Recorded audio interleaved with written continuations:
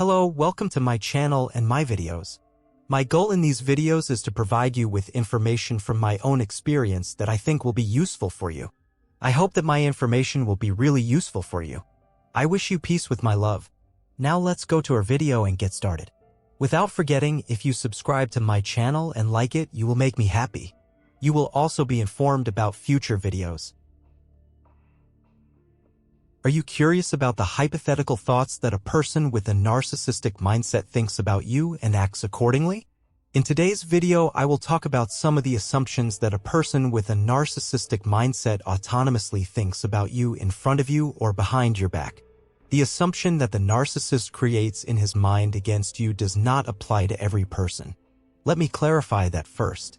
What I mean exactly is that the narcissist can think in these ways when he finds a victim who is close to ideal or quite ideal for him. So for people who do not fall into his framework, what I am about to say is naturally not valid. For this reason, if you have been with a narcissistic person or if you are with a narcissistic person now, I think you are probably close to the image he has created in his head for you, just like me. Let's talk about what the narcissist thinks about your character. First of all, a narcissist assumes that you are a naive person and that you will believe all his lies. This is probably what he thinks. You can think of the word naive here as both being really naive, that is, inexperienced, and naive from good intentions. Or you can combine both of them together. This quality of purity creates an ideal attraction point for the narcissist. In this way, the narcissist believes that you will keep up with everything. One of the reasons for this is that from the very beginning, he has been bombarding and mesmerizing you with intense attention and love, the so-called love bombing. So if you ask what this naivety has to do with love bombing, I would say something like this. While it is simply impossible for anything human to be perfect, people like you and me did not look for any ulterior motive or other reason behind the intensity of love and attention at the beginning of this relationship. But for example, there must have been some people around you. You could call them cunning or shrewd. If you compare the mindset of those people with your own mindset, I think you will understand what I mean a little better. In Malcolm Gladwell's book The Outliers, he mentions that it takes 10,000 hours of practice to master any skill. You must have heard about this 10,000 hours. Now think of it this way, people like narcissists, as I said before, usually have practiced reading people for many years because they have been trying to manipulate people since they were little. Especially the malignant narcissist who has a narcissistic superior and the psychopath who is a superior psychopath has become a master in this regard, not even a master, but a master. Anyway, what I mean is that there is really no point in beating yourself up for being naive in the face of such a person or for falling into this naivety. And there isn't, I mean sincerely.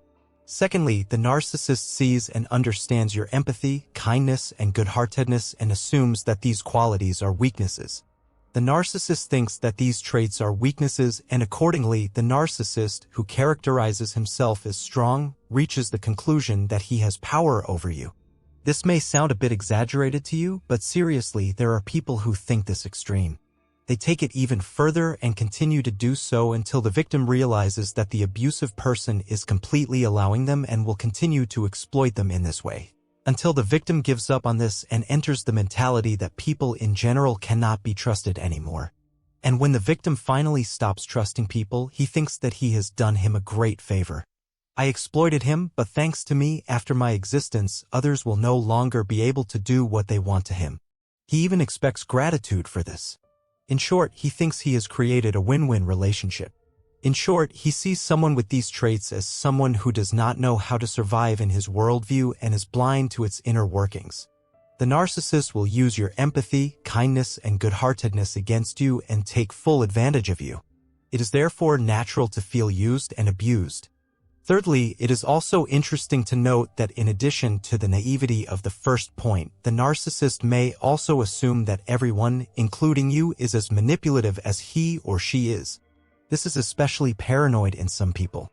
They assume that everyone is working in survival mode and that everything is transactional. He assumes that everything you say and do follows an agenda, that it has a purpose, and that nobody does or can do anything altruistic in his dirty worldview. If you want to deal with this person, you have to understand where this way of thinking comes from and how it works. When you can do that, you will understand the situation better, especially when you are going to negotiate with him.